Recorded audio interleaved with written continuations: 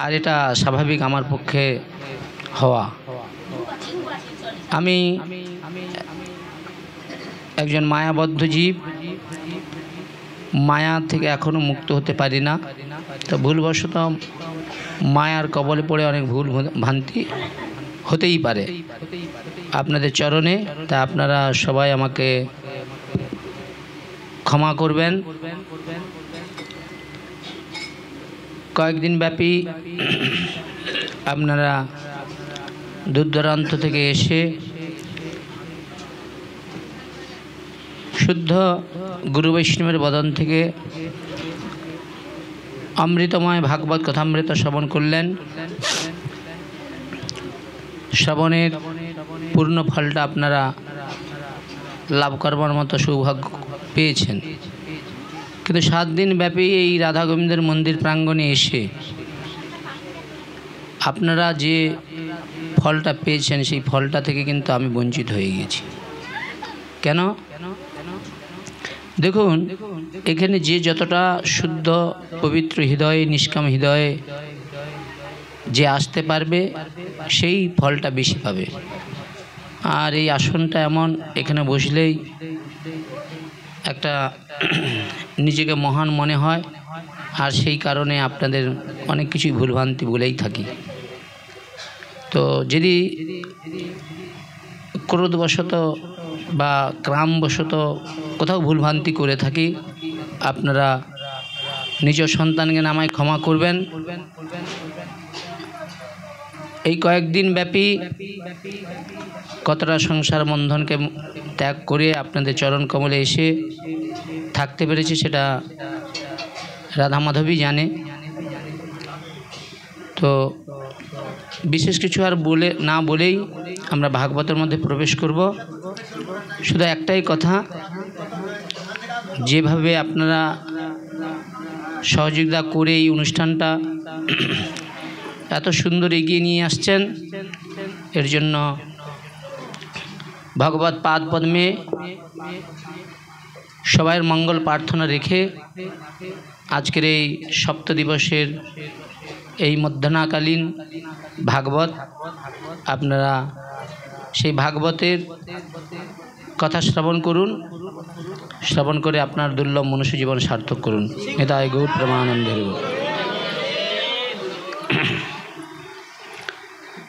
শ্রী গুরু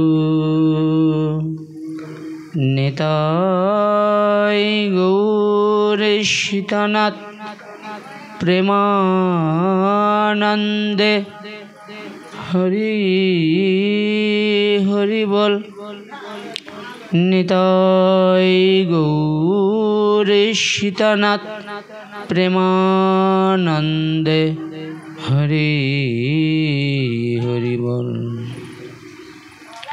বাঞ্ছা কল্পতরুভ্যশ্চ কৃপা সিন্ধুভ্যেব চ পতিতানাং পাবনেভ্যো সর্ববৈষ্ণবচরণেভ্যো নমো নমঃ। গদাধর গৌরাঙ্গ শ্রীনিত্যানন্দ কৃপানিধে সাদ্বৈত শ্রীবাসাদি প্রাণবন্ধো নমস্তুতে। হে কৃষ্ণ করুণার সিন্ধু দীনবন্ধু জগৎপতে। গোপেষু গোপিকা কান্ত শ্রীরাধকান্ত নমস্তুতে। তাপ্ত কাঞ্চন গৌরাঙ্গিনী রাধে বৃন্দাবনেশ্বরী। বিশ্বভানুসুতে দেবী প্রণমামি হরিপ্রিয়ে। বৃন্দাবৈ তুলসী দেব্যৈ প্রিয়া वै केशवस्य च। विष्णु भक्तिपदे देवी सत्यवत्यै नमो नमः। गुरु ब्रह्मा गुरु विष्णु गुरुदेव महेश्वर। गुरु सत परम ब्रह्म तस्मै श्री गुरवे नमः। जय श्री कृष्ण चैतन्य प्रभु नित्यानंद श्री अद्वैत गदाधर शिवासादि गौर भक्तवृंद। हरे कृष्ण कृष्ण कृष्ण हरे हरे, हरे राम राम राम हरे हरे। ओम नमः भगवते वासुदेवाय। ओम नमः भगवते वासुदेवाय। ग्रंथेर प्रारंभे करि मंगलाचरण, गुरु वैष्णव भगवान एतिनेर शरण। एतिनेर शरणे হয় বিঘ্ন বিনাশন, অনাশে হয় নিজ বাঞ্ছিত পুরাণ। সকাল ঈশ্বতার বৈষ্ণবে করি প্রণাম, সকলের চরণ ধরে দিও মস্তকে আমার। সংক্ষেপে সবাইয়ের চরণ বন্দনা করি, মনানন্দে প্রেমানন্দে বলুন নিতাই গৌর হরি, নিতাই গৌর প্রেমানন্দে হরি। শ্রী শ্রী রাধা মাধব এবং নিতাই গৌরের অনন্ত কৃপায় আমরা সকলেই শ্রীমদ্ ভাগবত মহাপুরাণ এই প্রেমভক্তির মহাযজ্ঞে উপস্থিত হওয়ার সৌভাগ্য লাভ করেছি। তাই সর্বাগ্যে পরম আরাধ্য পরম করুণার ঘন বিগ্রহ মদীয় গুরুপাদ পদ্ম শ্রীধাম মায়াপুর চৈতন্য আশ্রমের বর্তমান আচার্য ওং বিষ্ণুপাদ ত্রিদণ্ডী ভক্তিকমল ঋষিকেশ মহারাজের শ্রী আতুল চরণ কমলে ভক্তিপূর্বক অনন্ত অনন্ত কোটি প্রণাম নিবেদন করছি। কলিযুগ পাবন অবতার, অবতার সারসার, অবতার শিরোমণি শ্রী শচীর নন্দন বিষ্ণুপ্রিয়ার প্রাণনাথ নদিয়া বিহারী ভগবান শ্রী শ্রী গৌর হরি, যার অপার অনুকম্পায় আমরা সকলেই সমবেত হয়েছি শ্রীমদ্ ভাগবত মহাপুরাণ প্রেমভক্তির মহাযজ্ঞে। এই ভাগবত প্রেমভক্তির মহাযজ্ঞে যারা ব্রতী হয়েছেন পূর্ব মেদিনীপুর জেলার অন্তর্গত বরগাদা, কুমারচক, ভবানীচক আশপাশে যত গ্রামবাসী ভক্তবৃন্দ সকলের সপ্রচেষ্টায় যে 7 দিন এই ভাগবতীয় প্রেম ভক্তি যজ্ঞে অংশগ্রহণ করতে পেরে আমি আমার এই মনুষ্য জীবনকে সার্থক মনে করছি। এবং যারা এই ভাগবত কথা, যে সকল ভক্তরা এই ভাগবত কথা শ্রবণ করবার জন্য আসনে উপবেশন করেছেন, কি গৃহকর্মের মধ্যে রয়েছেন বা ব্যাধির কারণে বিছানায় শুয়ে রয়েছেন, সকলের আত্মকল্যাণের জন্য শ্রীমদ্ ভাগবত মহাপুরাণ চরণ কমলে আমার বিশেষ নিবেদন। হে ভগবান, তোমার এই অমৃত সুধা কথার বার্তা প্রত্যেকটা জীবের কর্ণ কুহরে প্রবেশ করে তাদের যেন আধ্যাত্মিক আদি ভৌতিক আদি দৈবিক যারা যন্ত্রণা থেকে তাদের মুক্ত করে তোমার চরণের যেন শুদ্ধ ভক্তি যেন লাভ করতে পারে, এই আকাঙ্ক্ষা রেখে আমরা ভাগবত মহাপুরাণে প্রবেশ করছি। 7 দিন ধরে বিভিন্ন দূর দূরান্ত থেকে গুরু বৈষ্ণবজন এসে তাদের হৃদয় থেকে সেই অমৃতময় ব্রজের নিগুড় শুদ্ধ প্রেমময় গোপী প্রেমের কথা শুনি আপনাদের বিহ্বল করে দিয়েছে। তাই আপনারা সংসার বন্ধন ত্যাগ করে গোপী অনুগতকে আশ্রয় করে সেই শুদ্ধ প্রেম রাজ্যের সন্ধানে আত্মারা হয়ে এই ভাগবতের চরণ কমলে এসেছেন। আপনাদের যে চাহিদা সেটা আমার মতো বাচ্চার পক্ষে কখনোই পূরণ করা সম্ভব নয়। কেন? দেখুন, পিপাসা যখন কারোর মধ্যে আসে না, তার বদন দেখলেই বোঝা যায়। আর সেই পিপাসাটা নিবারণ করবার জন্য যেটুকু জলের প্রয়োজন সেটুকু আমার ভাণ্ডারে নাই, দেব কেমন করে, বুঝেছেন? তাই ভাগবতের চরণ কমলে আমার বিনীত নিবেদন, যেন কোনো না কোনো সাধু গুরু বৈষ্ণব এসে আপনাদের চরণ কমলে আপনাদের সেই অমৃতময় ভাগবত সুধাময় কথা শ্রবণ করে আপনাদের হৃদয়ে সর্বস্ব পিপাসা মুক্ত করে, শুদ্ধ হৃদয়ে পবিত্র মুক্ত করে যেন শুদ্ধ ভক্তিটা যেন আপনাদের দান করে দেয়। নিতাই গৌর প্রেমানন্দে। এবং সর্বাগ্যে সকল ভক্তচরণে আমি আবার এই আসনের মর্যাদা না রাখার কারণে আমি অনেক ভুলভ্রান্তি করেছি। আপনাদের সবাকার চরণ কমলে আমি ক্ষমা ভিক্ষা প্রার্থনা করছি, আপনারা বিশেষ করে ক্ষমা করবেন। আর কেউ যদি ভুল করে সেটা যদি অনুভূতি করতে পারে সেটাই তার সবচেয়ে বড় ক্ষমা। নিতাই গৌর প্রেমানন্দের গৌর। এখন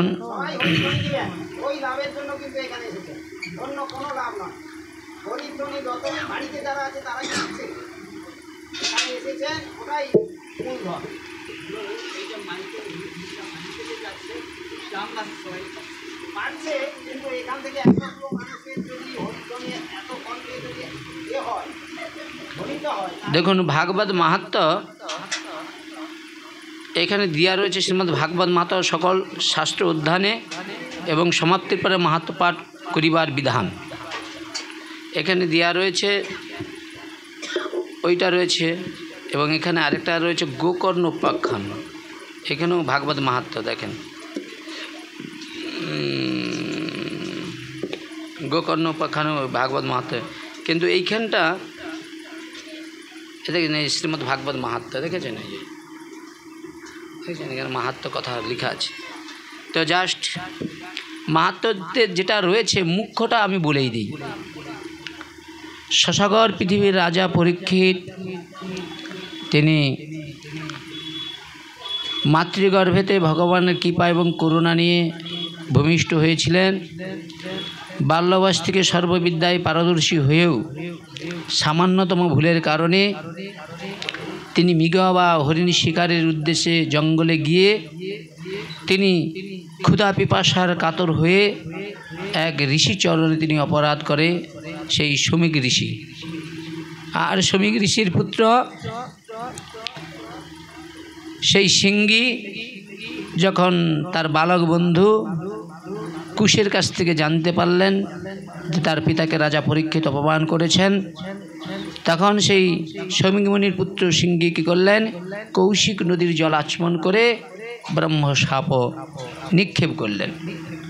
বিনিময়ে কি হলো, চারিদিকে সাড়া পড়ে গিয়েছে। পরম ধার্মিক রাজাদিরাজ পরম ধার্মিক পরীক্ষিত এমন জায়গায় বুঝে লঙ্কা সব ঝাঁঝ এসে ঢুকে।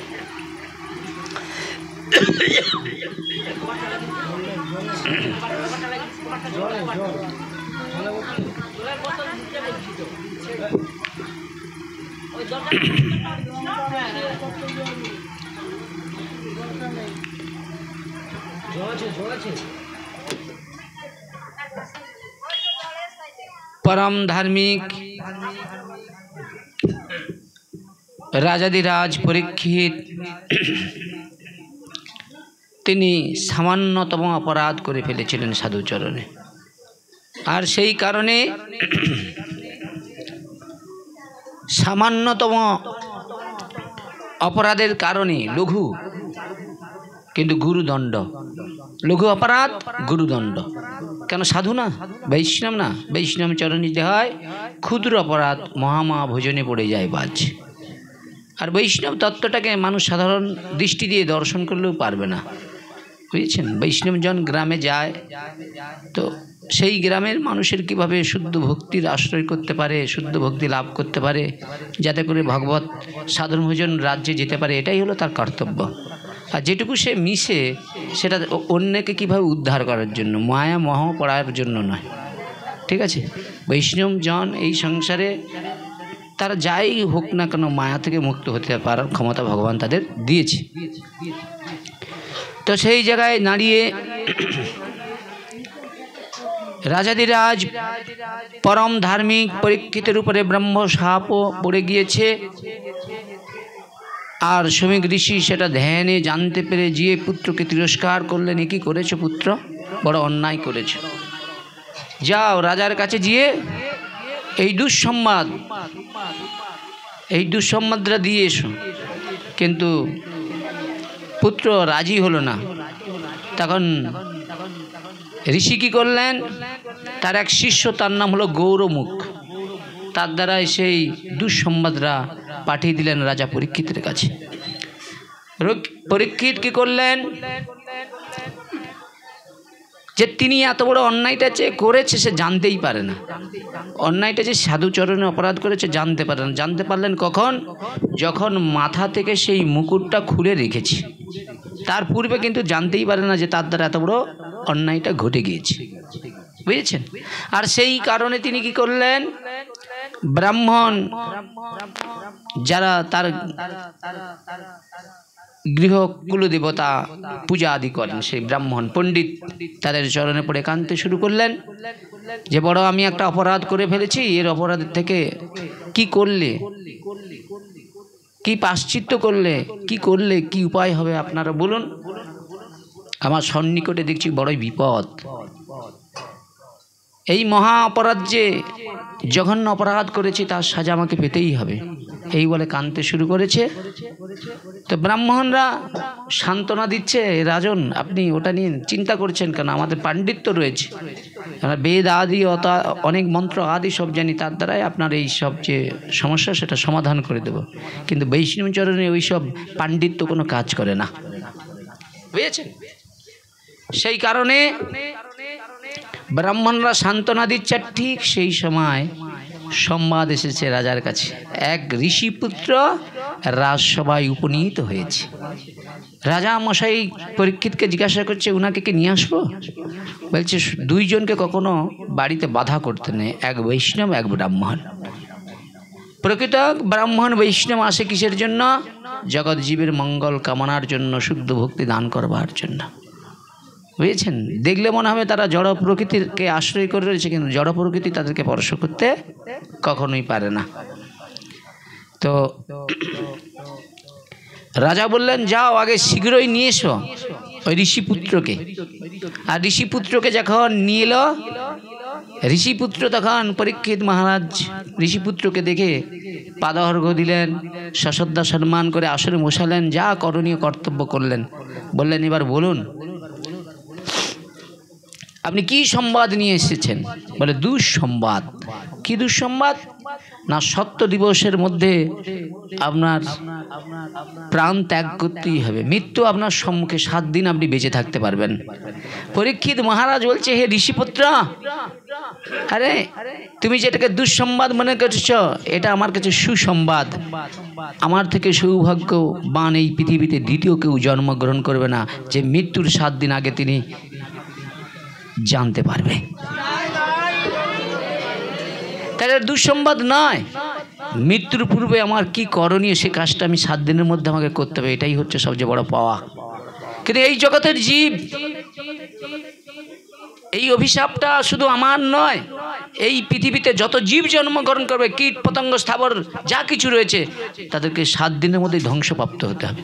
শুধু আমি নয়, এই পৃথিবীতে যা কিছু দেখছেন 7 দিনের মধ্যেই মারা যেতে হবে।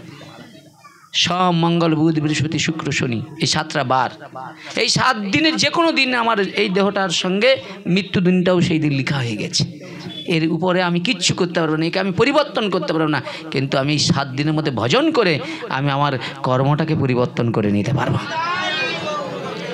কিভাবে পরিবর্তন করতে হয় সেটা পরীক্ষিত মহারাজ খুব সুন্দর করে শিক্ষা দিলেন জগৎকে। তিনি কি করলেন? ঋষিপুত্রের কাছে সব কিছু জেনে সঙ্গে সঙ্গে স্তম্ভিত হয়ে, বুদ্ধিমান ব্যক্তি তো আমার মতো অল্পতেই হুট করে রেগে যাওয়ার লোক নয়। বৈষ্ণবদের রাগ থাকে না, কিন্তু রেগেও যেতে হয়। কেন জানেন? দেখুন, অন্যায় যে করে আর অন্যায় যে সহে, কেউ যদি কাউকে ধরুন অপমান করে, ও আমাকে করতে করতে কোন দিন অন্য কাউকে করে বলবেন, সেই দিন ওর বানটা যদি লেগে যায়, আমি তো বাচ্চার মতো ঠিক আছে, আমার ফোনা তুলি ফোঁস করি, কিন্তু কামড়ায়নি। কেন? না, এটা দেখাচ্ছি যাতে না ভুল হয়। আমি এই 3 বছর ধরে আপনাদের কাছে এসেছি, আশা করি এমন কিছু আচরণ করব না যাতে আপনাদের কোনো কষ্ট হয়। তার চেয়ে আমি এই পদ ছেড়ে আপনাদের কাউকে না কাউকে দায়িত্ব দিয়ে চলে যাব, কিন্তু কোনো কারো কাছে অপরাধ করে অস্বীকার করব না। আমার প্রশ্ন হচ্ছে, যদি একটা গাড়ি মানে ধরুন ট্রেন চলছে তো লাইনে, খুব গতি রয়েছে, ট্রেনটা চলছে, আপনি সঙ্গে সঙ্গে ব্রেক দিয়ে দিলে ট্রেনটা থেমে যাবে?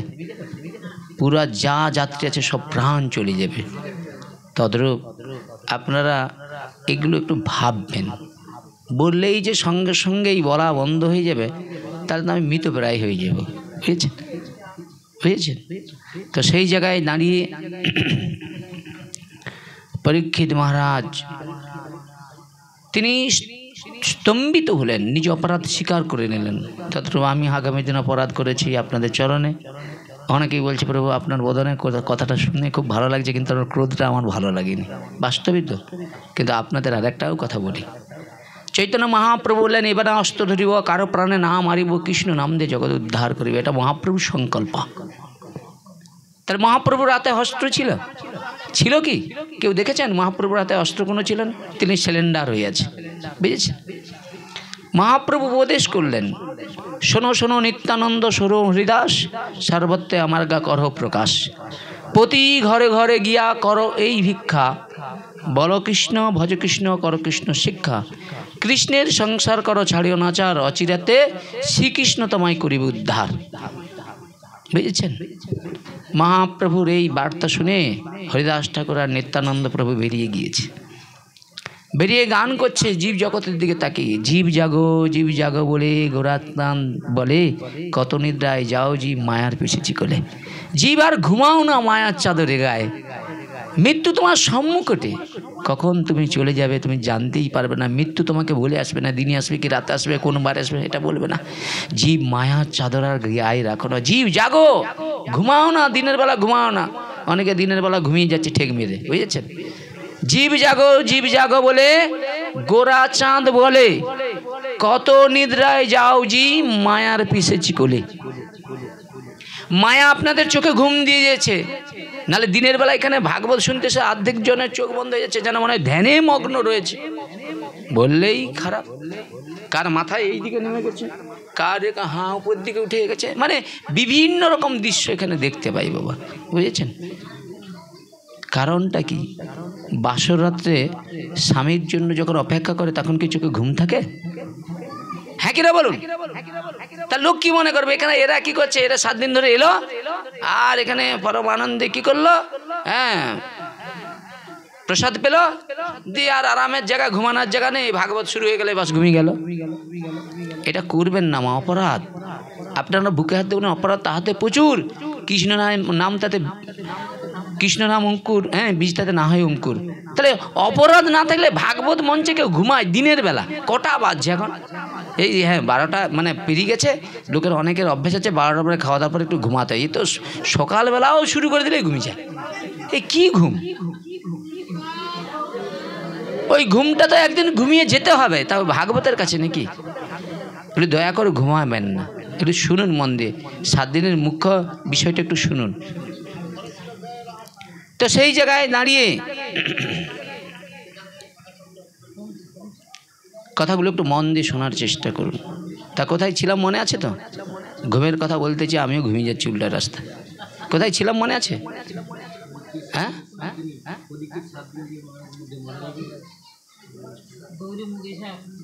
সেই গৌরমুখ সংবাদ দিতে গিয়েছে পরীক্ষিত মহারাজকে, যে 7 সত্য দিবসের মধ্যে হে রাজন আপনার মৃত্যু হয়ে যাবে। এই দেহটার, আপনার আত্মার নয়। আত্মার সঙ্গে দেহের কি সম্পর্ক বলে এই যে ধরুন এটা নতুন পড়েছি, এটা পুরনো হবে না হবেনি, একদিন পুরনো হবে না হবেনি, ছিঁড়ে যাবে না যাবেনি, যাবে তো, যা সৃষ্টি আছে তা ধ্বংস আছে। আচ্ছা এইটা যখন ছিঁড়ে যাবে আবার একটা নতুন নিতে হবে না হবেনি। তা তো দেহটাকেও আত্মা যতক্ষণ মনে করবে এটা আমার প্রয়োজন রয়েছে ততক্ষণ থাকবে, নাহলে ওখান থেকে বেরিয়ে চলবে, এটা পুরনো হয়ে যাবে, আপনাকে ফেলে সে চলে যাবে। কিন্তু আত্মার মৃত্যু নাই, এই দেহটার মৃত্যু আছে, দেহটার পরিবর্তন রয়েছে, বুঝেছেন? তো সেই জায়গায় দাঁড়িয়ে স্তম্ভিত হয়ে গেলেন, উপায় খুঁজছি, উপায়। আপনারা কখনো উপায় খুঁজছেন, খোঁজার চেষ্টা করেছেন যে আমারও তো 7 দিনের মধ্যে মৃত্যু হবে, তা কি করলে, কি উপায় আমি চললে আমার কল্যাণ হবে, মঙ্গল হবে? খুঁজেছেন না? খোঁজার চেষ্টা করেছেন না? কোনো সাধুগুরু বৈষ্ণব চরণে পড়ে কাঁদছেন যে প্রভু আমার তো 7 দিনে চলে যাবে, আমি কীরকম কী করে বাঁচব, কীভাবে আমি সেই ভগবত পাদপদ্ম লাভ করব? আপনার খুঁজেছেন? খুঁজার কি দরকার আছে? আমার আত্মীয় স্বজন বন্ধু বান্ধব আছে, ওরাই খুঁজে দিবে, আমাকে খুঁজতে হবে না। কি খুঁজাটা আপনার। বাজারের ব্যাগটা স্বামী দেবতা নিয়ে গেছে বাজার করতে, পাওনাদারের কাছ থেকে টাকা পেলে বাজার নিয়ে আসবে, ওই দিন দোকানে বসে বসে গল্প করে ঘরে এলো, কিন্তু বাজারে এলো না। আপনি মেনে নিতে পারবেন? মেনে নিতে পারবেন যে খালি ব্যাগ নিয়ে আসছে, ঘরে খাবে কি? গন্ডগোল হবে না হবেনি? স্বাভাবিক একটা ঘরে গন্ডগোল হবে। 365 দিনে 364 দিন কিন্তু এইভাবে বাজার নিয়ে এসে আপনার সম্মুখে এসে দাঁড়িয়ে আপনার সুখের চিন্তা করেছে। একদিন বাজার করেন, আপনি কত হনুমানের মতো দাঁত খেঁচাচ্ছেন তার দিকে তাকে। কিন্তু ভগবান বললেন 365 দিনের মধ্যে 364 দিন তুমি আমায় ভুলেছিলেন, একদিন আমার কথা শ্রবণ করার সৌভাগ্য অর্জন করেছে বলে সেই 364 দিনের অপরাধটা তুমি আজকে সব ক্ষমামুক্ত হয়ে গিয়েছে। পরীক্ষিত মনে মনে চিন্তা করলেন, সময় প্রবল গতিতে ছুটছে, যার সময়ের দিকে লক্ষ্য নাই সে অনেক পিছিয়ে পড়বে আমার মতো। সময়কে জানুন, এই জগতে আপনি কারো ভালো করতে পারবেন না। এই জগতে আপনি যত চেষ্টা করেন আপনি কাউকে আনন্দ দিতে পারবেন না, আনন্দের উৎস তো ভগবান। এই জগতে আপনি যার জন্য যত ভাববেন সেই তত আপনাকে কষ্ট দান করবে। এই জগৎটা হলো ভালো জনকে কখনো সম্মান দেয় না, ভালোকে কখনো এই জগৎ সম্মান দিতেও জানেও না। এই আসনে বসে যে 5,000 টাকা নেয় সেও যা, আর যে নিঃস্বার্থভাবে আসে সেও যা, বুঝেছেন? কিন্তু যে 5,000 টাকা নেয় তার টাইম মেনটেন্স আছে, কিন্তু যে নিঃস্বার্থভাবে আছে সে তার জীবনটাকে উৎসর্গ করে দিতে পারে। যাক, জীবনটা চলে যাবে, যাতে না এই অনুষ্ঠানটা কোনো কারণবশত না কারণে ত্রুটি হয়ে যায়, নষ্ট হয়ে যায়। কিন্তু যে 5,000 টাকা নিয়ে আসবে সে কিন্তু ওই 3 ঘন্টার মধ্যেই 3 ঘন্টা কীর্তন করে চলে যাবে। আপনার পাশেও এসে বলবে না আর এতগুলো যে ভক্ত রয়েছে এদের সেবা কীভাবে, বা আমি এসে একটু সাহায্য করে দেবো, এইরকম কোনো কিছু দেখেছেন কোনো দিন? দেখেছেন? দেখবেন এরপর আমি যেদিন থেকে এখান থেকে ছেড়ে চলে যাব আরও ভালো পাবেন আমার থেকে, ঠিক আছে? ছেড়ে তো যেতেই হবে, কেন? বেশিক্ষণ থাকা ভালো না। কি কষ্টটা? এটা আমার সারা জীবনের বন্ধন। কেন? 1 গ্রামে বেশিক্ষণ থাকা ভালো না, থাকলে বেশিক্ষণ থাকলে না, দেখেন একটা কথা বলি আপনারা, বলি 1 গ্রামে বেশিক্ষণ থাকা ভালো নয়। আপনার কাজটা যতক্ষণ চেষ্টা করবেন গোছানোর, আপনি গোছানোর চেষ্টা করবেন, না হয় চলে যান। বেশি সম্পর্ক রাখলে আপনার ভজনটাই থাকবে না, বুঝেছেন? এটা হলো লক্ষ্য, বেশি ভালো নয়। বলছি আপনি ওই আসনে বসে বা গ্রন্থ, এই যে যতজন উপস্থিত হয়েছে এর মধ্যে সাধু হয়েছে উনি, আর সবাই অতীত। আপনি এসেছেন ওই গ্রন্থ থেকে। ওই গ্রন্থে কি আছে? ভগবানের লীলা কথা, ভগবানের ভক্তদের চরিত্র কথা। কিভাবে এই সাধু সঙ্গ সর্বশাস্ত্রে কয় সাধু সঙ্গ হওয়া মাত্র ভক্তি লভ্য হয়। এই যে ভক্তি লাভ করার জন্য সবাই কিন্তু এসেছে। 100 বার। এবার সেই ভক্তি শুনুন, একটা কথা বলি, আপনি যখন বলেছেন আমি আমার কথা বলি, দেখুন ভক্তি তো সবাই লাভ করাবার জন্য আসে, ভক্তি দেওয়ার জন্য কয়জন আসে? মেন তো দিতে হবে। হ্যাঁ, আমি এসে গেলাম, দেখুন একটা কথা বলি, দেখুন একটা কথা বলি, দাতা শুনুন, দাতা একটা কথা বলি, আপনাকে শুনতে হবে। আমি বলছি আমি সাধারণ অতীত, আমি কিভাবে উদ্ধার হব? অতীত উদ্ধারণ শ্রী গৌর হরি। আপনি গৌর হরি, আপনি পতিতদের উদ্ধার করবেন। আমার সেইটুকু আপনার মধ্যে ধৈর্য, সহ্য, ত্যাগ, ক্ষমা বৈরাগ্য আপনার মধ্যে আছে, থাকবে, তা আমার নেই। তার প্রমাণ দিতে হবে। আপনি চলে যাবেন কেন? না না না না, কি কষ্ট সেটা বলুন। কষ্ট কিছুই নয়, আমার কোনো রকম এসব নয়। ব্যাপারটা কি, একটা সংকল্প থাকে, সেই অনুসারে আমার কাজ হয়ে গেলে। দেখুন একটা কথা বলি, আপনাদের বুঝিয়ে দিই। আচ্ছা 7 দিন যেখানে ভাগবত হচ্ছে, 7 দিন পরে, না না না একটা ওনাকেই বুঝিয়ে দিই। আচ্ছা 7 দিন পরে, 7 দিন অনুষ্ঠানের পরে এখানে কেউ আসবে? আমি এটাই বলতে চাইছি, মানে এই যে 7 দিনটা হয়ে গেলে সবাইকে আমাকে ফিরে যেতে হবে তো। আরে হ্যাঁ কি না বলুন না, সেই তো একই ব্যাপার তো, ফিরে যেতে হবে, বুঝেছেন তো। সেই জায়গায় দাঁড়িয়ে শুনুন, এখন যে জায়গাটা দাঁড়িয়ে মুখ্য বিষয় শুনুন। এখন মার খায় আর প্রেমও দেয় রে। মার আমার ওইরকম আমার দ্বারা আমি তো সেই রকম জায়গায় নেই। এবার যে জায়গাটায় দাঁড়িয়ে দেখুন, কথাগুলো বোঝার চেষ্টা করুন। ভালোবাসাটা দেহে দিয়ে হয় না, মন দিয়ে হয়। কথাটা আপনি বুঝুন, আপনি আমার থেকে অনেক শিক্ষিত, যথেষ্ট জ্ঞানী, আপনাকে বলি। দেখুন, একটা পাতায় যখন কেউ বসে, সেই পাতাটাকে খুব সুন্দর করে ধৌত করে, কিন্তু প্রসাদ পাওয়ার পরে ওই এঁটো পাতার দিকে কেউ তাকায় কি? ওর গুরুত্ব থাকে না, বুঝেছেন তো। সেই জায়গায় দাঁড়িয়ে প্রত্যেকটা জীবের কার কাছে কতটা গুরুত্বপূর্ণ, সেটা আমাকে বেশি শেখাতে হবে না। আমি যথেষ্ট আপনাদের আশীর্বাদে আমি শিখি। আপনার স্ত্রী যতক্ষণ খেটে দিতে পারবে সব কিছু করে, আপনি তাকে ততটাই ভালোবাসবেন। বলদরা যতক্ষণ রোজগার করে দিতে, মানে খেটে দিতে পারে, ততক্ষণই ভালো। এই জগতে ভালোবাসার শূন্য। আপনি সেখানে ভালোবাসা তৈরি করতে পারলে তুমি তৈরি করে দিবে। মা ঘরের কথা, সংসারে ভালোবাসা নেই, মা ছেলের মধ্যে, আর এখানে ভালোবাসা ওটা নয়। এবার যেটা যেই জায়গায় দাঁড়িয়ে বলছি শুনুন, প্রশ্ন হচ্ছে কি জানেন, একটা সংকল্প নিয়ে আমি আসছি। এরা আমার কাছে গিয়েছিল, আমি এদের কথায় প্রথমেই অস্বীকার করেছিলাম। এরা আমাকে যখন বললো ঠিক আছে, 3 বছর এসেছি, এদের বলছিলাম আমি যতদিন, কিন্তু আমি ধরা করা নয়, যারা গ্যাস নিয়ে জিজ্ঞাসা করবেন, আমার মন যতক্ষণ চাইবে ততক্ষণ আমি সেখানে। কোনো ব্যক্তিগত কোনো স্বার্থের জন্য সেখানে তো 1 পাও চলে না, কারো কাছে কেউ বলতেও পারবে না। স্বার্থের জন্য আমি কারো কাছে আসি। এবার আমার ভালো লাগে আমি আপনার কাছে আসবো, না ভালো লাগে আমি আসবো না, কিন্তু জানি যাব হুট করে, কিন্তু ছেড়ে পালিয়ে যাব না, কাপুরুষের মতো। আমি আগে থেকেই অ্যালাইনমেন্ট দিয়ে রাখছি যে আমার ইচ্ছা হলে আমি চলে যাব। সাধু যেমন মনে হয় যে এখানে ভালো লাগছে আমি থাকবো না, তাকে চলে যাবো আমি। হয়ে আবার কি হওয়ার কি আছে, আমার ভালো লাগে আমি আসবো না, আবার কি আছে। কি প্রশ্ন? হ্যাঁ বলুন, হ্যাঁ কি বলুন, কি প্রশ্ন করেছেন বলুন। তারপর ওনার প্রশ্নের অনেক কিছু থাকতে পারে, কিন্তু আমার যেটা চিন্তা ভাবনা করবো যে আমার এটা কোনটা ঠিক কোনটা বেঠিক, আমি আমারটা বুঝে নেব, বুঝেছি। অনেক উত্তর হবে, সে উত্তরে আমি যাব না, সে তো একটা বিবাদ সিস্টেম আসবে, সে জায়গায় যাচ্ছে না, যেটা বলা। বলছি প্রভু শুনুন, ওইসব বেকার, ওসব আলোচনা না। আমি যেটা আমার জানানোর কথা আমি জানিয়ে দিচ্ছি, অবশ্যই বাদ। এবার যেটা জানানোর কথা, যেটা দেখেন, নিত্যানন্দ প্রভু তিনি কি করলেন, মহাপ্রভুর কথা শুনে জগতে এলেন, জগতের দ্বারে দ্বারে গেলেন। কিসের জন্য? না, জীব জগতের করুণা করার জন্য, দয়া করার জন্য, বুঝেছেন। দেখুন, এরা হলো করুণার সাগর, দয়ার সাগর। বৈষ্ণব জানা হলো করুণার সাগর, দয়ার সাগর। কথাটা বোঝার চেষ্টা করুন। এবার করুণা জিনিসটা কি সেটা আপনি না জানেন, কথা বলছি। আপনার শুনুন, সাপের গর্তে থাকলে কি সুখে থাকা যাবে? কখনো থাকা যাবে না। তোমাকেও মনে করতে হবে কোনখানটা তোমার মানে ভালো হবে, কোনটা মন্দ হবে, তোমাকেও তো একটু উপলব্ধি করে চলতে হবে নাকি? কেন তুমি ব্যক্তিত্বভাবে স্বতন্ত্রভাবে তোমাকে বাঁচতে হবে। কি বলছি না, আমাদের গুরু মহারাজ যেটা বলছিল যে দেখো তুমি যাবে, চলে যাবে, গিয়ে ধরো নিজেকে ধরো বিক্রি করে দিবেন। যখন দেখবেন যে না সেই পজিশন অনুসারে তবু তাদের সুখ প্রদান হচ্ছে না, শান্তি হচ্ছে না, তুমি নিজেকে গুটি নিবে। তোমার চোখের আগেতেই যদি কেউ নিন্দা করে, প্রতিবাদ করবে, কিন্তু প্রতিবাদ করার পরে যে তোমার চোখের আগে ধরো কেউ কিছু ভুল করছে, তুমি দেখছো, প্রতিবাদ করবে, কিন্তু প্রতিবাদ করার পরে যদি শুনে তাহলে তুমি ওখানে থাকবে, না থাকে তুমি চলে যাও। হরে কৃষ্ণ। কথা বুঝির চেষ্টা করুন, এই আর অন্য কিছু না। বলছি, এখানে কিন্তু ওই সব আলোচনা বা মীমাংসা সে জায়গায় আমি যাচ্ছি না, সে জায়গায় না। এবার যেটা মুখ্য বিষয়, আমি ওইসব বিষয়ে যাচ্ছি না। আপনারা বাড়ালেন বলে আমি তো শুধু আমি ঠেকি দিয়ে গেছি। না আমি তো ওই জায়গায় যাচ্ছি না, হ্যাঁ ওই জায়গায় যাচ্ছি না, যেটা বলা। এখন সেই জায়গায় দাঁড়িয়ে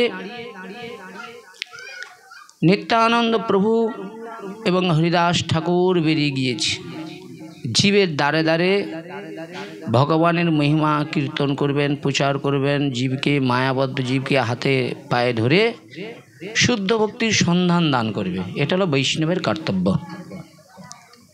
নিত্যানন্দ প্রভু গান করছেন, জীব জাগো বলে, গোরাচাঁদ বলে, কত নিদ্রায় যাও জীব, মায়ার পিছিয়ে কোলে, ভজিবি বলিয়ালি সংসার ভিতরে, ভুলিয়া রইলি তুই অবিদ্যার ভরে।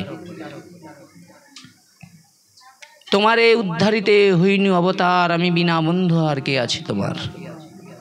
এনেছি ঔষধি মায়া নাশি বাড়ির তরে। ওষুধটা কি? মায়াকে দূর করার জন্য। আপনি ওষুধ খাচ্ছেন, রোগ ভালো হবে নি, তাহলে ওই ডাক্তারের কোনো গুরুত্ব থাকবে? এসে শুধু প্যাকসিশন করে দেবো, দাগ খেয়ে নাও, সে কোন সিস্টেমই শুনলো না, কোনো কিছু শুনলো, ওষুধ দিয়ে দিলেই রোগ ভালো হয়ে যাবে। বুঝেছেন? তো এনেছি ঔষধি মায়া নাশি বাড়ি, হরিনাম মহামন্ত্র লও তুমি মাগি। ভকতই বিনোদী প্রভুর চরণ পড়িয়া, এই হরিনাম মহামন্ত্র লেহে মাগিয়া। নিত্যানন্দ কাঁদছে আর জীবকে ডাকছে চরণে, এসো জীব। কিন্তু ভাগ্য দোষ, কর্মদোষ, জীবের একটা স্বভাব। জীব কীরকম জানেন তো? শুধু অন্যেরটাই দেখবে, নিজেরটা দেখবে না। আজকে এই কথাটা বলার মুখ্য উদ্দেশ্য, আপনারা যেটা ধরছেন, আমি আমারটা নিজেই আগে স্বীকার করে নিচ্ছি, আমার দোষ আছে, আমি আগে ক্ষমা চেয়ে নিচ্ছি। এরপর আর কোনো কারো কথা এখানে ঢোকানোর প্রশ্নই থাকে না, বুঝেছেন? ক্ষমা আমি আগে চেয়েছি। ক্ষমাটাই হলো বৈষ্ণবের প্রথম লক্ষণ। আর আমি তো বড় হওয়ার জন্য আসিনি, বড় হলে আমি পদ নিয়েই বসে থাকবো, সারা জীবন তোমাদেরকে লাঠি ঘুরাবো, ঘুরে যাও, বুঝেছেন? আমারও সব নেশাই নেই। এবার মুখ্য বিষয়, নিত্যানন্দ প্রভু যখন ভাবাবেশে এই গান করতে করতে আসেন, জগায় মাধায়ের সম্মুখে এসে পড়েছে। জগায় মাধায় কি করলেন? নিত্যানন্দ প্রভুকে ধরে খুব অত্যাচার করা শুরু করলেন, সুরাপান করানোর চেষ্টা করলেন। নিত্যানন্দ প্রভু সুরা না খেতে কি করলেন? সেই কলসি দিয়ে মাথায় আঘাত করলেন, আর সেই কলসির আঘাতে নিত্যানন্দ প্রভুর মাথা ফেটে রুধির মানে রক্ত গলগল করে পড়েছে। কিন্তু আমি তার নিত্যানন্দ প্রভু নয়, অত মার খাওয়ার পরে বলবো আয় ভুক কি আয় তোরা আয়, তাহলে তো অনেক দাম ছিল, আমার দাম অনেক ছিল। শোনেন না, থাম, আমি পরে শুনবো, পরে আপনারটা পরে শুনবো, পরে শুনবো, দাঁড়ান, এটা মাইকে চলে যাবে না কথাগুলো বললেই। তো সেই জায়গায় দাঁড়িয়ে নিত্যানন্দ প্রভু মার খেয়েও জগায় মাধাইকে প্রেম দেওয়ার জন্য দুই বাহু তুলে ওদের দিকে তাকিয়ে কাঁদছে। ওরে জগায়, ওরে মাধায়, আয় আয়, একবার আমার বুকে আয়, আমাকে জড়িয়ে ধর, একবার আমার সঙ্গে একবার গৌর বল। কিন্তু সেই দিন নিত্যানন্দ প্রভু মার খেয়েও ডাকছে, কিন্তু তারা আইল না। আসছে কি? আসে নাই। কেন? কারণটা কি? কারণটা কি? হ্যাঁ, সাধু গুরু বৈষ্ণবের কৃপাটা করার জন্যই আসে, কৃপাটা নিতে কয়জন পারে, বুঝেছেন? তো সেই জায়গায় দাঁড়িয়ে হরিদাস ঠাকুর নিত্যানন্দ প্রভুকে এরকম প্রহার করেছে দেখেই সঙ্গে সঙ্গে ছুটা দিয়েছে। গৌরের চরণজি বলছে, হে গৌর বাঁচাও, কি হয়েছে তোমার চোখে জল? নিত্যানন্দরে মেরে ফেললো কে? হ্যাঁ হ্যাঁ যাচ্ছি যাচ্ছি, হ্যাঁ হ্যাঁ যাচ্ছি যাচ্ছি যাচ্ছি যাচ্ছি। তো সেই জায়গায় দাঁড়িয়ে বললেন, জগায় মাধায় নিতার মাথা ফাটিয়েছে। আচ্ছা, মহাপ্রভু তো বৈষ্ণব যিনি হয়ে, তার মধ্যে কাম থাকবে না, ক্রোধ থাকবে না, লোভ থাকবে না, অহংকার থাকবে না, এগুলো তো থাকবে না। আচ্ছা, নিত্যানন্দ প্রভুর এই মাথা ফাটিয়েছে এই কথাটা যেই শুনেছে, গৌর পাগলের মতো ছুটতে শুরু করেছে ঝড়ের গতিতে। যেই কি করলেন, দেখলেন নিত্যানন্দ প্রভুর মাথা থেকে গল গল করে রক্ত পড়ছে। ভগবান গৌর তিনি রাধাভাব কৃষ্ণ এবং আপন মাধুরী তিনি মাঞ্চপুরাতে এলেন গৌর হরি, ভক্তভাব অঙ্গীকার করেছেন, তিনি স্বয়ং গোবিন্দ। তিনি অস্ত্র ধরে নিলেন, আসো সুদর্শন, তুমি মত্রের মাটিতে এসো। সুদর্শনকে ডাকলেন, আর সুদর্শন কার অস্ত্র? গোবিন্দের। সুদর্শন কিন্তু এসে হাতে এসে গেলেন। নিত্যানন্দ প্রভু মহাপ্রভুর চরণে পড়ে কাঁদতে শুরু হয়েছে, প্রভু এদেরকে তুমি হত্যা করবেন না কেন? এত বড় অন্যায় করার পরেও এদের হত্যা করা যাবে না কেন? না, অন্যান্য যুগে তুমি অস্ত্র ধরেছ, এই যুগে তোমার অস্ত্র হলো প্রেম। প্রেম জিনিসটা কি? যাচ্ছি যাচ্ছি যাচ্ছি। প্রেম জিনিসটা কি? বলে প্রেম হলো সব থেকে বড় অস্ত্র, যার দ্বারায় মানুষকে মারা যায় না, মানুষের মনকে কি করা যায়? নিজের করা নয়, গোবিন্দ চরণে দেওয়া যায়। অস্ত্র দিয়ে কাউকে খুন করা যায়, কিন্তু কারো মন পাওয়া যায় না। সঙ্গে সঙ্গে নিত্যানন্দ প্রভু কি করলেন? গৌরের চরণ জড়িয়ে কাঁদতে শুরু করেছেন যে প্রভু তুমি রক্ষা করো এদের, অস্ত্র আপনি পাঠিয়ে দিন। এদের হত্যা করবেন না প্রভু। মহাপ্রভু কী করলেন, নিত্যানন্দের করুণা দেখে তিনি ওদেরকে ক্ষমা করে দিলেন। দিয়ে কী করলেন, নিত্যানন্দ প্রভুকে নিয়ে চলেই গেলেন। দিয়ে নিত্যানন্দ প্রভুর যেখানে ক্ষত জায়গাটায় মহাপ্রভু কী করলেন, সেই ক্ষত জায়গাটায় বিভিন্ন রকম ঔষধ আদি দিয়ে তার সুস্থ করার জন্য চিন্তা করলেন। এবার যে জায়গাটায় মুখ্য বিষয়, মহাপ্রভুর চরণে এই জগায় মাধায় যখন অনুশোচনা করলেন, তাদের পাপের কথা অনুশোচনা করলেন, এই যে অনুশোচনাটা, এই অনুশোচনা না জাগলে তোমাকে সারা জীবনে ভাগবত শুনলে কিচ্ছু হবে না। অনুশোচনাটা অনেক বড় বিষয়।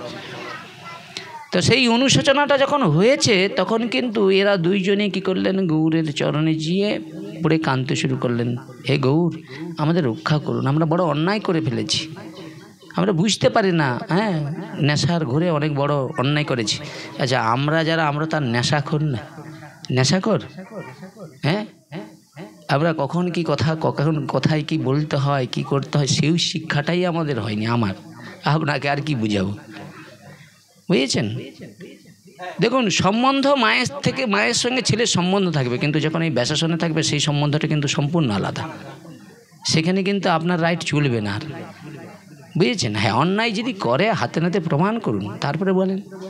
কিন্তু আপনি কি করলেন, আপনার ইচ্ছা শক্তির দ্বারাই 5 কথা বলে দিলেন, সে 5 কথা বলে দিল, ও 5 কথা বলে দিল।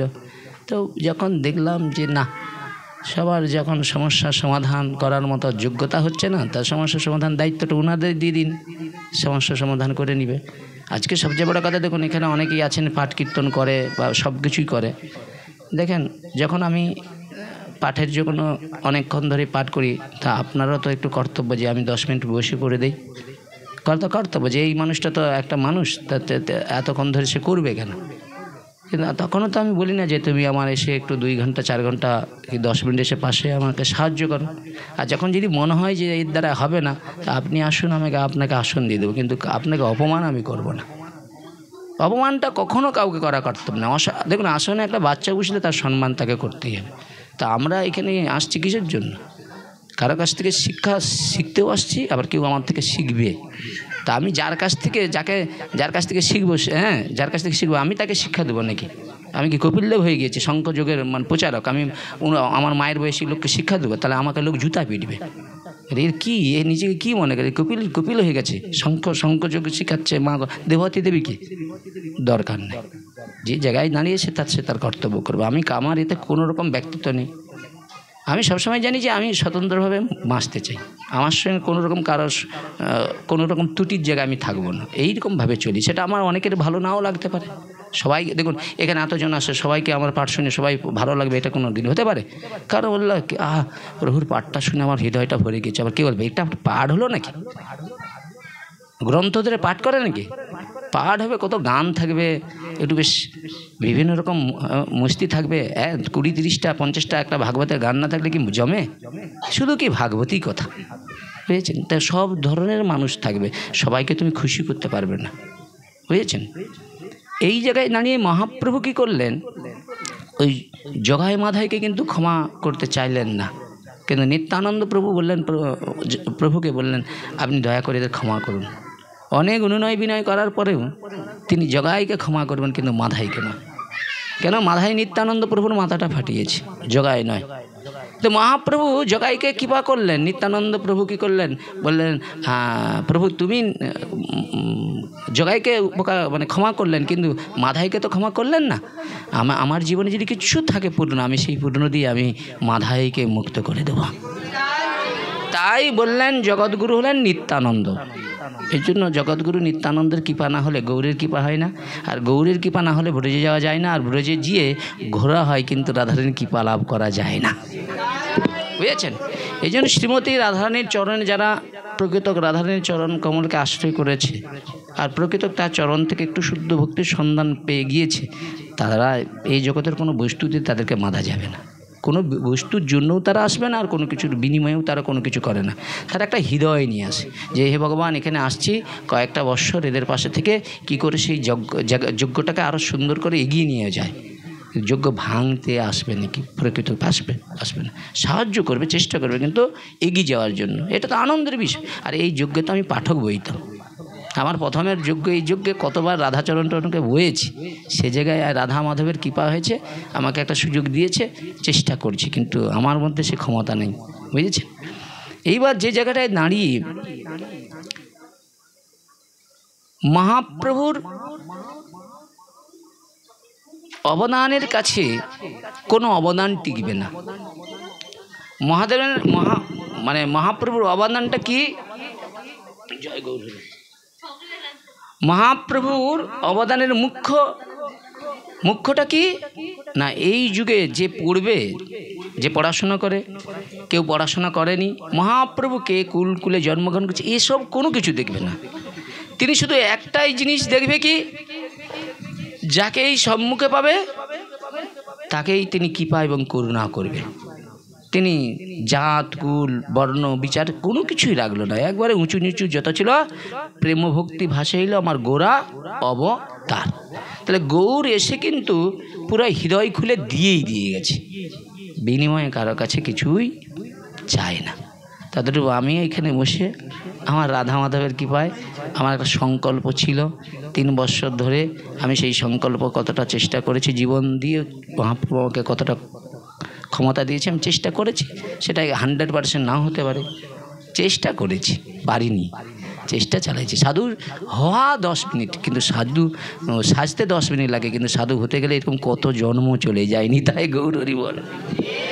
তো সেই জায়গায় দাঁড়িয়ে গৌরের অনেক অবদান, অনেক। গৌর না যদি আসতো তাহলে জগতে এইরকম এক জায়গায় বসে এরকম হরিকথাও শোনা যেত না। সেই গৌরের অনন্ত কৃপায় আমরা সকলেই এসেছি গৌরের চরণের কৃপা লাভ করবার জন্য। আমিও তা আপনাদের মতো শ্রোতার আসনেই আছি, বক্তার আসনে আমাকে এতক্ষণ দেখছেন, আমি একটু পরেই কিন্তু শ্রোতার আসনেই বসে যাবো, কেন সমাপ্ত হওয়া মানে তুমিও যা আর আমিও তা। ওই আসনে বসে আছি মনে করে আপনাদের এই ভুল ভ্রমটাই ঢুকে গেছে, ও পাঠক, বক্তা ওই দেখেন বসে আছে মন্দিরে, বক্তা আমি না। বক্তা যদি আমি হতাম তাহলে আমার একটা দাবি থাকতো, আমার একটা নিজের ব্যক্তিগত স্ট্যামিনার থাকতো, সব কিছু একটা ব্যাপার আলাদা থাকতো, কিন্তু আমি বক্তা নয়, বুঝেছেন। ভক্তা স্বয়ং ভগবান। যেটুকু মহাপ্রভুর কৃপা করুণা আমরা লাভ করতে পারবো সেটাই বড় পাওয়া। আর সেই পাওয়াটা কোথা থেকে? ভগবান যদি আপনার মধ্যে দিয়ে কাউকে কৃপা করে দেয়, এটাই বড় পাওয়া। আমার ব্যক্তিগত কিছু কৃপা নেই, করার ক্ষমতাও নাই। তো এইখানে সংক্ষেপে একটু করে আমাদের বাইরে বেরিয়ে যেতে হবে, অনেক ভক্তের ব্যাপার রয়েছে, আমরা এখানে আর বেশি সময় বলবো না। এবার যেটা মুখ্য বিষয়, এই সামান্য কথাটা বলে ওখানে বেরিয়ে যাব। পরীক্ষিত মহারাজ তিনি শশাগর পৃথিবীর রাজা হয়ে যখন ওই গৌরমুখের কাছ থেকে ওই সংবাদটা পেয়ে তিনি পরম আনন্দে নৃত্য করতে করতে উনি ভাবলেন যে এই সময়ের মধ্যে আমাকে আসল কাজটা গুছিয়ে নিতে হবে। আসল কাজটা কি? যে আমি মাতৃগর্ভে যে ভগবানকে দেখেছিলাম সেই ভগবানকে 7 দিনের মধ্যে লাভ করতে হবে। তাদেরও আপনারও আকাঙ্ক্ষা এখানে আসছে, আমি হরির কথা শুনে হরির চরণ লাভ করব। আমি বক্তার আসনে বসে মনে মনে চিন্তা করছি, হে ভগবান, আমি বক্তা হয়ে যেন শুকুদেবের সেই চরণ স্মরণ করে এমন ভগবানের মহিমা কীর্তন করবা, আমার হৃদয়ে যেন না কোনো না জলটা নড়ে যায়। কিন্তু আমি হরি কথা বলতে এসে যদি আমার হৃদয়টা নড়ে যায়, হরি কথা বলা যাবে? হরি কথার একটা আলাদা জিনিস। হৃদয়ে যদি কেউ একটু কোনোদিন এই ধ্রুবের দেখেন তপস্যা করার মুখ্য উদ্দেশ্য ছিল মা সুরুচির ধাক্কা, বুঝেছেন। তো সেই জায়গায় দাঁড়িয়ে পরীক্ষিত মহারাজ কি করলেন? সর্বস্ব কিছু পুত্র জন্মেজয়কে ভার দিয়ে স্বইচ্ছায় সংসার ত্যাগ করলেন। তাকে কেউ বলছে সংসার ত্যাগ করতে? তা আপনারা যারা এখানে এসেছেন কেউ পান খান, বিড়ি খান, মদ খান, ঠিক আছে, বা আরও অন্যান্য কিছু খান। এবার আমি যদি বলি আপনারা এগুলো ছেড়ে দিন, আমার কথা শুনবেন নাকি? বক্তার আসলে বৃষ্টি মনে আমার কথা শুনে নেবেন, সেটা আপনার ব্যক্তিগত ব্যাপার। আমি বললে তো হবে না। ভগবান কৃপা করলে মুকঙ্করতি বাচলং পঙ্গু লঙ্ঘয়তে গিরি জাত কৃপা তমন্দে পরমানন্দ মাধব। মাধবের কৃপা যদি হয় এই সৎসঙ্গের বিনিময়ে অসৎ সৎ হয়ে যায়, বুঝেছেন। তো সেই জায়গায় দাঁড়িয়ে রাজা কি করলেন? সর্বস্ব বিষয় বৈভব স্বইচ্ছায় ত্যাগ করে এখন উপায় খুঁজছে। উপায় যে 7 দিনের মধ্যে আমি মাতৃগর্ভে যে ভগবানকে দেখেছিলাম বা পেয়েছিলাম তার এখন করুণা আমাকে পেতে হবে। আর সেই করুণা পাওয়ার জন্য বিষয় বৈভব ত্যাগ করতে হবে। ত্যাগ করে তিনি কি করলেন? সর্বস্ব ত্যাগী, বৈরাগী, সংসার ত্যাগী ঋষিদের চরণকে আশ্রয় করলেন। ভাবুন তো, সর্বস্ব ত্যাগী ঋষিদের চরণ আশ্রয় করলেন। আপনি কার চরণে বসে হরি কথা শুনছেন? সর্বস্ব ত্যাগী নাকি? কি পাটা পাবেন কোথা থেকে? আমি একজন বিষয়ী মানুষ, বুঝেছেন? বিষয়ে জর্জরিত মানুষের কাছে আপনি চাইলে পাবেন। কিন্তু এখানেও একটা কথা আছে, বলে অনেক বিষয়ী মানুষ আছে, তারা ওই প্যাকাল মাছের ন্যায় থাকে না, কাদার মধ্যে থাকবে, পাঁক লাগবে না। এইরকম যদি কোনো গৃহ বৈষ্ণবের কাছে যেতে পারেন, তাহলে আপনার এই জন্মেই পরম মঙ্গল হয়ে যাবে। কিন্তু নাহলে কি হবে? বলে চারিযুগে 84 কুণ্ড, 3 কুণ্ড চলে গেছে, 81 কুণ্ড তো আছে, তার মধ্যে ওই শ্রীকান্তর সঙ্গে দেখলে তুমি ওই ডুবে মরবে। অন্ধ যেমন অন্ধের দ্বারা পরিচালিত হয়ে আসল পথের সন্ধান পায় না, তার অসতের সঙ্গে মিশলে তো আপনি অসত হয়ে যাবেন। এটা একবারে আমার কথা না, সপ্তম স্কন্ধে প্রহ্লাদের কথা, বুঝেছে? তো সৎসঙ্গ করুন, সৎসঙ্গে স্বর্গবাস, অসৎসঙ্গে নরকবাস। এইবার যে জায়গাটায় দাঁড়িয়ে শাস্ত্র আরও অনেক কথা নির্ণয় করেছেন, যে আমরা ধরুন এই চৈতন্য স্কুলে এসেছি, চৈতন্য রেখেছি, তিলক করেছি, বুঝেছি, কিন্তু আমাদের চৈতন্যই হলো না। আমার তিলকটাই পড়েছি, কিন্তু চৈতন্য আমার হলো না। আমার দ্বারা কারো উপকার হয় কি কারো মঙ্গল হয়, এই দিকটা আমার দেখা নেই।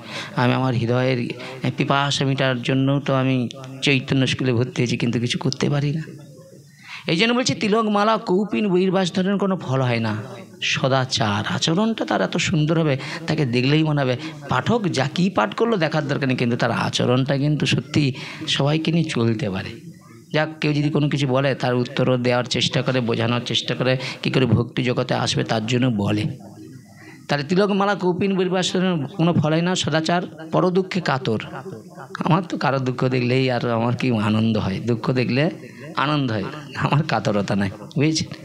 তাহলে পরদুঃখে কাতর। জীব সেবা, জীব মানে প্রত্যেকটা জীবকে শিব জ্ঞানে সেবা করতে হবে, সেটাও আমার মধ্যে নেই। সেবা জিনিসটাই আমি জানি না। কেন? আমি কি মা হলে সন্তানকে কীভাবে সেবা দিয়ে সন্তুষ্ট করা যায়, সেটা একটা মেয়ে ছেলের পক্ষে সম্ভব। আমি তো একজন পুরুষ, আমার পক্ষে কখনো সম্ভব নয়। সেবাটা অনেক উচ্চ মার্গের, বুঝেছেন? সেবা দিয়েই ভগবানকে অতি সহজেই লাভ করা সম্ভব। তাহলে জীব সেবা, নামে রুচি। আচ্ছা, একটা মানুষ যদি সবসময় পাঠ কীর্তন করে, নামটা করে কোথাও? নামও আমার ইচ্ছা নেই, সুযোগ দেয়নি। গুরুদেবের জপমালা দিয়েছে, সে জপমালায় মানে কি বলা যায়, সে ফাঁদ পড়ে গিয়েছে, আমি সঠিক করতে পারি না, বুঝেছেন? তার নামে রুচি, ঘোর সংসারের কাজে লিপ্ত। সত্যি তো, সবসময় কর্মের মধ্যে, সংসার কর্মের মধ্যে ডুবেই রয়েছি। কিন্তু শাস্ত্র বলছে এই রকমের মধ্যেও যদি কেউ থেকে ঘোর সংসারের কাজে লিপ্ত থাকে, তবু তাকে বৈষ্ণব বলে জানবে। এই আবার কেমন কথা? কে? আবার বলছে যদি সংসার ত্যাগী হয়ে যায়, কাউকে পাপি তাপিকে হরি কথা না বলে, পরের দুঃখে কাতর না হয়, তাহলে ওকে জগতে গণ্য বলে মনে করা যাবে না, বুঝেছেন? তদ্রূপ আপনাকে যদি কেউ যখন তখন ডাকলে আপনি চলে গেলেন, আপনার গুরুত্ব থাকবে? ও গুরুত্বটা কখনো থাকবে না, থাকা সম্ভব নয়। যে জিনিস অতি সহজে পাওয়া যায় তার মূল্য এই জগতে কেউ দেয় না। তার প্রমাণ ওই নিতাই গৌরকেই দেখেন, জগতে কি যেচে সেতে দিতে গেছে না, মূল্য তাকে সেটা বারধান খেতে হবে, ওটা স্বাভাবিক, এটা নিয়ম, বুঝেছেন? তাহলে পরীক্ষিত মহারাজ কি করলেন?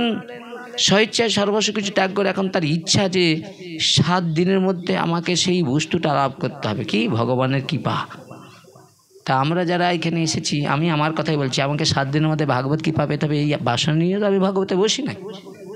যদি আমি ভাগবতে 7 দিন মুক্ত কণ্ঠে আমি ভাগবতে বসে যদি নিজ ইন্দ্র সর্বস্ব কিছু দিয়ে ভগবত বাণী প্রচার করে যদি আমি সেইভাবে চেষ্টা করতাম, তাহলে আমার নিজের মঙ্গলটা করতে পারতাম। আপনাদের তারপরের কথা, আমি নিজেরই হয় না, আপনাদের কি করে বলবো, বুঝেছেন? আর আমি যে পড়াশোনা করছি, আমি তো নিজেই বুঝতে পারছি পরীক্ষায় কতটা রেজাল্ট হয়েছে আমার। কি? কারণ পরীক্ষায় তো আমি বসছি, আমাকে তো লিখতে হচ্ছে, পড়াশোনায় বসতে হচ্ছে, পরীক্ষাটা আমি উপলব্ধি করতে পারবো না, এটা স্বাভাবিক হয়। তাহলে পরীক্ষিত কি করলেন না? 7 দিনে তাকে ভগবানকে পেতে হবে, এই আকাঙ্ক্ষা নিয়েই কিন্তু সংসার বিষয় স্বইচ্ছায় ত্যাগ করে সাধুচরণে গিয়েছিল। তাহলে পরীক্ষিতের মতো যারা শ্রোতার আসনে বসেছেন, আপনারা কি সর্বস্ব কিছু ত্যাগ করে আপনার হরি কথা শুনতে আসছেন? আগে বলুন, হ্যাঁ কিনা বলুন। না, আমি সে কথা বলছি না। আপনারা যারা হরিকথা শুনতে আসেন, পরীক্ষিত মহারাজ সর্বস্ব কিছু পুত্র জন্মেঞ্জয়ের হাতে ভাত দিয়ে সংসার ত্যাগ করে স্বইচ্ছায় সাধুচরণ আসছিলেন, আপনারা এসেছেন? আদেও নাই। আর ব্যাসনন্দন সুখদেব তিনি পরম ধর্মজ্ঞ ব্রহ্মনিষ্ঠা, ঠিক আছে? আর তিনিই হলেন এই ভাগবতের বক্তার আসনে বসেছেন। তার শ্রোতা সর্বস্ব ত্যাগী আর বক্তাও সর্বস্ব ত্যাগী।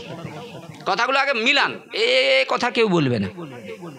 যারা এই দিকে নেয় তারা জীবনীয় কথা বলবে না, বুঝেছেন? বুঝেছেন? এইবার মুখ্য উদ্দেশ্য তাহলে শ্রোতাও ত্যাগী, সংসার ত্যাগী, আর যিনি ব্যাসাসনে বসেন তিনিও সংসার ত্যাগী। দুজনের মধ্যে কিন্তু সম্বন্ধ খুব মিল। আচ্ছা, বক্তার আসনে যদি সুখদেবের মতো কাউকে ভগবান পাঠিয়ে দেয় সর্বস্ব ত্যাগী, আর পরীক্ষিতের মতো শ্রোতা না থাকলে গন্ডগোল বাঁধবে না? বাঁধবেই, এটা স্বাভাবিক। এইবার যে জায়গাটায় দাঁড়িয়ে পরীক্ষিত মুখ্য উদ্দেশ্য ছিল 7 দিনের মধ্যে ভগবত কৃপা পেতে হবে, তাকে ব্রহ্মশাপ মুক্ত হতে হবে। সেই ভাবাপন্নটাই হচ্ছে ভাগবত শোনার মুখ্য উদ্দেশ্য, যে আমাকে 7 দিনে ভাগবতের কৃপা পেতেই হবে, আমাকে ভাব আর ভক্তিকে লাভ করতে হবেই। তা ভক্তি কোথায় আছে খুঁজতে হবে। আর আপনি যদি একবার ভক্তির শরণাপন্ন হন, ভক্তি আপনাকে কৃপা করার জন্য দাঁড়িয়ে রয়েছে আপনার সম্মুখে। শুধু চান, ভক্তি দিবে, আপনাকে গল গল করে দিয়ে দিবে, বুঝেছেন? তো সেই জায়গায় দাঁড়িয়ে সেই সর্বস্ব ত্যাগী ব্যাসনন্দন সুখদেব আসনে এসে বসলেন, আর সর্বস্ব ত্যাগী পরীক্ষিত শ্রোতার আসনে বসলেন। এইবার সেই পরীক্ষিত কিন্তু 60,000 ঋষিদেরকে জিজ্ঞাসা করেছিলেন তার এই 7 দিনের মধ্যে কি করণীয়, কি করা কর্তব্য, কি স্মরণ করা কর্তব্য। তাতে 60,000 ঋষি তাদের 60,000 মত দিয়ে দিয়েছে, কিন্তু সব মতকে ফেলে দিয়ে সেই 60,000 ঋষি এবং পরীক্ষিত একটা মতের জায়গায় এসেছিলেন। কেন? ব্যাসদেব যাকে তাকে ভাগবত শিক্ষা দান করেনি। যাকে দিয়ে ভাগবত প্রচার করছেন তিনি সর্বস্ব ত্যাগী, সবাইয়ের মনের বাসনা, সর্বপ্রশ্নের উত্তর সুখদেবের কাছে ছিল। আর তিনি তার সেই ব্রহ্মশক্তির দ্বারায় সবাইয়ের সংশয় দূর করতে পারবে। নিতাই গৌর প্রেমানন্দের বল। শ্রোতার আসনে যিনি বসেছেন তিনি বাল্যবয়স থেকে সর্ববিদ্যায় পারদর্শী। যার কাছে বক্তব্য করছে ভাগবত, তিনিও এক ভাগবত। তিনি আমার মতো অধম শ্রোতা নয়, তিনি ভাগবতকে নিজেরই আয়ত্ত করে রাখছে। এমন প্রশ্ন করছে, সুখদেব জিজ্ঞাসা করছে যে হে রাজন, আপনি মৃত্যু লগ্নে দাঁড়িয়ে এই প্রশ্ন করছেন কেন? বলছে এই প্রশ্ন আমি আমার নিজের আত্মকল্যাণের জন্য করছি না, জগৎ সংসারে প্রত্যেকটা জীবের কল্যাণের জন্য এই প্রশ্ন করেছি। কি প্রশ্ন? সুখদেব সেই দিন প্রশ্ন করেছিলেন, মানুষ জ্ঞাতসারে অজ্ঞাতসারে পাপ করে, হে গুরুদেব এর থেকে পাপ থেকে প্রায়শ্চিত্ত হওয়ার উপায়টা আপনি বলুন, কি করা উচিত? সেই দিন বলছিলেন, হে রাজন, যদি কেউ জ্ঞাতসারে অজ্ঞাতসারে পাপ করে, প্রায়শ্চিত্ত কর্ম করে দিলে পাপের বংশ ধ্বংস হয়ে যায়। বলছে গুরুদেব আপনি বললেন কথাটা, কিন্তু আমি এ কথার পাশে নাই। নারদ ধ্রুবকে বলছে, দেখো তোমার এই বয়স খেলার বয়স, এই সংসার ত্যাগ করে তুমি এসেছ যে বস্তু পাওয়ার জন্য ঋষিরা যাকে পাচ্ছে না, তুমি এই 5 বছরের ছেলে তুমি ভগবানকে পাবে, এই আশা আকাঙ্ক্ষা ত্যাগ করে যাও, সংসারে যাও, খেলাধুলায় মত্ত হও। যখন যুবক বয়সে যুবতীর আলিঙ্গন নিবে, বাল্য বয়সে খেলাধুলা করবে, বৃদ্ধ বয়সে তুমি হরিভজন করবে। নারদ পরীক্ষা করেছিলেন ধ্রুবকে, ধ্রুবের উৎকণ্ঠাটা নারদ দেখেই তারপরে তাকে গুরু শিষ্যের সম্পর্ক তৈরি হয়েছিল। বলছি হে গুরুদেব, আমার পূর্বপুরুষরা আজ পর্যন্ত যে বস্তু লাভ করেনি, আমি সেই বস্তু পাওয়ার জন্য সংসার ত্যাগ করে এসেছি, আমি সেই বস্তু না পেলে আমি জীবন ত্যাগ করব, কিন্তু আমার মায়ের কথা থেকে এক পা অনড় হব না। ভাবনাটা দেখুন, পরীক্ষিতের ভাবনা, আমাকে 7 দিনে ব্রহ্মশাপ মুক্ত হতে হবে, আমাকে কর্তব্য। ঋষিচরণ আশ্রয় করলেন, ঋষিরা যা বলবে সেটাই তাকে ধরে নিতে হবে হৃদয়। তাদের অন্যান্য ধর্মের কি হয়, যারা ধর্ম প্রচার করে তাদের দেখবেন প্রচারকদের একটা অনেকটা সম্মান আছে, কিন্তু আমাদের হিন্দু ধর্মের প্রচারকদের কোনো সম্মানই আজ নাই। যারা বেদজ্ঞ তাদের সম্মান দিতে জানে না, বুঝেছেন? সম্মান মানে কি? তুমি মুখে দুটো বলে দিলে হবে, খাবিয়ে দিলে হবে না। সে যে গুরুর আসনে বসেছে তার মর্যাদা রক্ষা করাটা হলো তোমার কর্তব্য। হ্যাঁ, যদি সে মর্যাদা লঙ্ঘন করে আপনি ওখান থেকে না করে দিন, চলেই যাবে। কিন্তু যতক্ষণ না আপনি তাকে গুরুর আসনে বসেছেন, যে কথা বলবে সেই কথাটা আপনাকে ধারণ করে চলতে হবে। শুনলে হবে না তো, ও শুনে তো এই কান দিয়ে ও কান দিয়ে বার করতে, তাহলে শুনে কী লাভ? ও সারা জীবন বলবে, আবার একজন আসবে, আবার একজন বলবে, বলে যাবে, কিন্তু যেমনকে তেমন আমি রয়ে গেলাম, তাহলে কী লাভ? ভাবের প্রয়োজন, ভক্তির প্রয়োজন, এটা আমাদের প্রয়োজন। তাহলে সেই জায়গায় দাঁড়িয়ে কি করলেন, বললেন, শোনো গুরুদেব, আপনি যে কথা বলছেন সে কথা আমার হৃদয়ে স্পর্শ করছে না। বলে কেন? বলে মানুষ জ্ঞাতসারে অজ্ঞাতসারে পাপ করলে ব্রাহ্মণ ডেকে পাশ্চিত্য করলো, কি বৈষ্ণব ডেকে পাশ্চিত্য করলো, ঠিক আছে, কথাটা ঠিকই, কথাটা গুরুত্বপূর্ণ, কিন্তু এটা তো আমার মনে হয় হুস্তিসানের মতো হয়ে যাচ্ছে না। রাজা একটা হাতি পেলেছে, আর হাতিটাকে কী করলেন, ধুয়ে মুছে পরিষ্কার করে দিলেন, ঠিক আছে, আবার হাতির স্বভাব ঠিক দেখো না, আবার কাদা মাখবে। তাহলে প্রশ্নটা এখানে এই প্রশ্নের উত্তরে কিছুই নেই, জিরো। এই প্রশ্নের উত্তরটা আপনি যেটা বললেন এটা আমার কাছে জিরো মনে হচ্ছে, এর দ্বারা কোনো কল্যাণ হতে পারে না।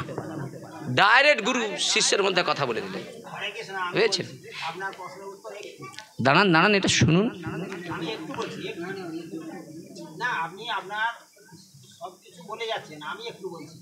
ওই যে জগাই মাথায় উদ্ধারের পর্বটা আপনি বললেন, বোঝালেন, জগাই মাথায়কে কিন্তু প্রতিশ্রুতিবদ্ধ হয়েছিল। আমি সেটাই তো বলছি, প্রতিশ্রুতি যে আজ জীবনে পাপ করব না, সেটাই তো বুঝাতে যাচ্ছি। সেই হ্যাঁ, সেটাই। হ্যাঁ, এইবার দেখুন, গুরুদেব সুখদেব বসেছেন 18 বয়সী, 16 বছরের ছেলে, আর পরীক্ষিত মহারাজ দেখেন, হ্যাঁ, শ্রোতার আসনে দেখুন। কিন্তু সেদিন পরীক্ষিত মহারাজ বক্তার আসনে যিনি বসেছে, তার প্রতি তার কর্তব্য দেখুন, গুরুদেব বলে শ্রদ্ধা করে প্রশ্নের উত্তর চাচ্ছে, যে আপনি যে কথাটা বলছেন এ কথায় আমার হৃদয় পরিশুদ্ধ হচ্ছে না, শান্তি লাভ হচ্ছে না, আপনার এই কথাতে আমি বিশ্বাস করতে পারছি না। তাই গুরুদেব কি আসন ছেড়ে চলে গেছে? আমি হলে চলে যেতাম, আমার যে যা পরিশ্রম, বুঝেছেন? তো এখন সেই সুখদেব ধৈর্যের সহিত জ্ঞানের দ্বারাই তার সেই সংশয়কে দূর করছে, জ্ঞানের দ্বারা, জ্ঞান অস্ত্রের দ্বারাই সংশয় দূর করছে। বলে দেখো আরেকটা উপায় রয়েছে। বলে কি? বলে এই ভাগবত জ্ঞান। বলে জ্ঞান কি করে? বলে মানুষের সব সংশয়কে দূর করে দেয়। আচ্ছা, যদি ভাগবত জ্ঞান সবাই সংশয় দূর করে দেয়, তাহলে আগে তো আমার আগে সংশয়টা দূর করে দিবে। আমি যে আসনে বসেছি আমার সংশয়টা তো আগে তো দূর করে দিবে। যেখানে দেবতারা ভাগবত শুনতে গিয়েছে অমৃত কুম্ভ নিয়ে, দেবতাদেরকে সুখদেব তাড়িয়ে দিল।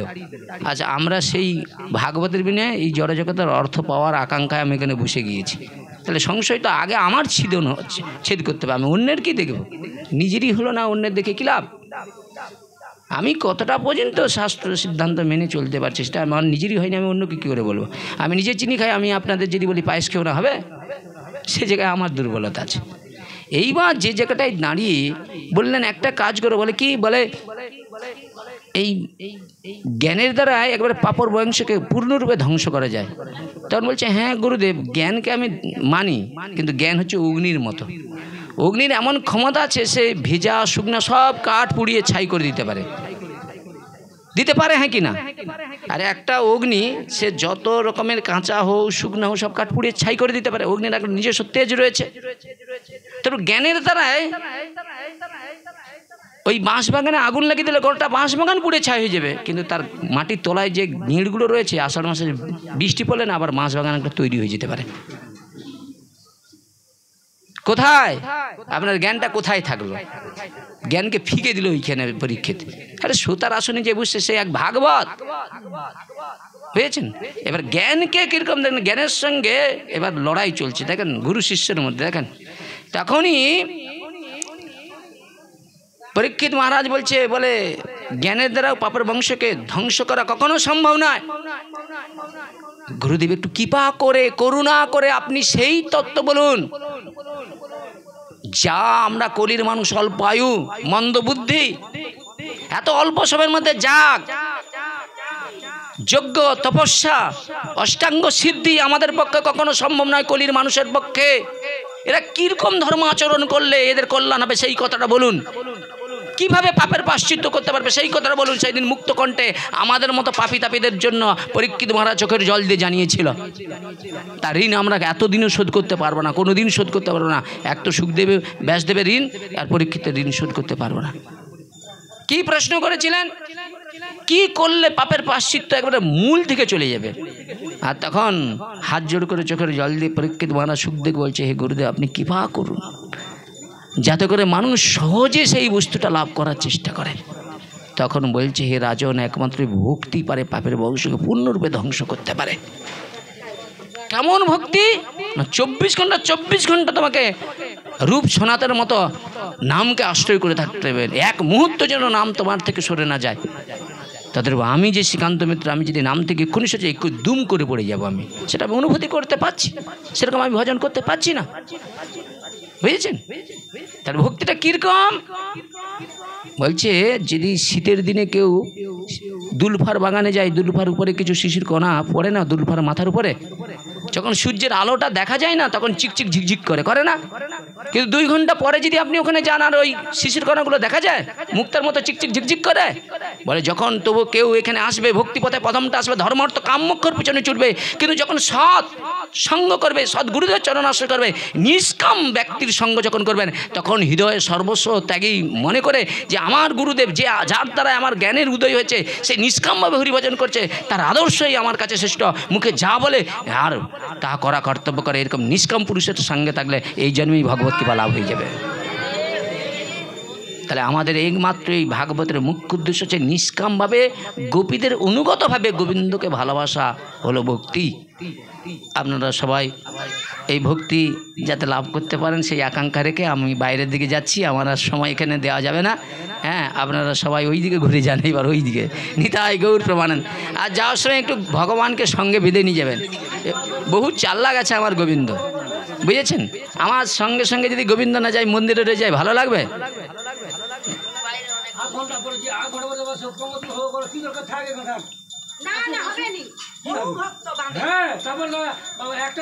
বন্ধ করো করে দেবো আজকে শুরু করি, শোয়ার পরে এখন কেউ করে বন্ধ করো, কেউ করে হ্যাঁ চালু করো। সে কি হলের মেঘ হবে নাকি? কাউকে বলার পরেও তোমার এবার করে বলে চাল বদলাও না, দেওয়া যাবে নি। 8 ঘন্টা পরে 10 জন ভক্ত বলে দেবে, তোমার শুধু প্রমোদে চলে যাবো। 10 জন ভক্ত শুনবে, এখানে থাকবে আর প্রমোদ দেবো। কাউকে শোনা, কাউকে বন্ধ করে তুমি আমারটা করো। হ্যাঁ, থাকবে। সদা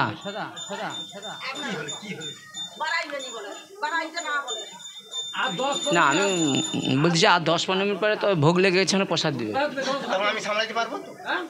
এটা চলবে। তোমার 3টা মিনিট করে তোমার যেমন নিতে হবে, কিন্তু স্থানটা বলা উচিত নয়। কাল থেকে গন্ডগোল লাগছে, স্থান বলা উচিত নয়। কালকে ওই যে বাংলা বই হয়েছিল 12টা 12:30 বন্ধ করতে, তোমার 12:30 তো হয়ে গেল, তার বন্ধ করে দেবে তো।